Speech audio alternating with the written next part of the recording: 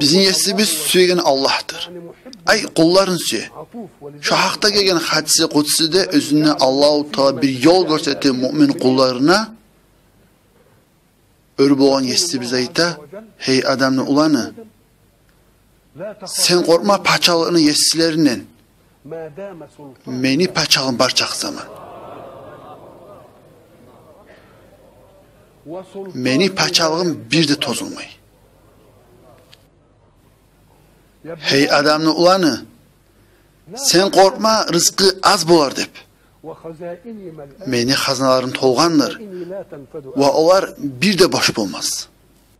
Hey adamın ulanı, men seni yaratkaman mağa kuluk etsin dep. Sen ömrünü boş verme. Men özüme algama sen rızkını, sen kıynalma. Bu sözlerin manasını tuzanma tarık. Bunu aytılmay qarqalan işletme dep. Yüreğin köp uğraştırma deyim malın hakkından. Qarqalan işlep, yürekler Allah'a dayanma tarık. Men seni yaratkaman mağa kuluk etsin dep, sen ömrünü zayi verme. Men özüme algama sen rızkını, sen kıynalma. Men özümle ölügüman ant etemen. Egerde sen razı bolsa, men sağa bergen zatqa rahat bolur senin yüreğini qarqalağına ve sen men yanına maqtalardan bolursan. Egerde sen men bergen zatqa razı bolmasan, ölügüm bulan ant etemen. Men seni üstüne dünyanı sarman. Qoruda gırcalar imik çaba turup qarsan, şu zamanı da almazsa men sağa çağan payını alıp tugulese.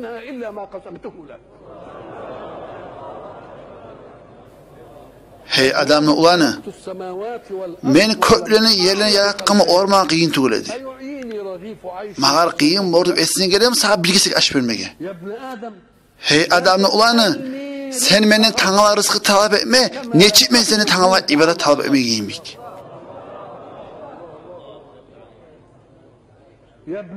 Hey adamın ulanı, men seni süyemen, biz başta ayet gitken giyimik.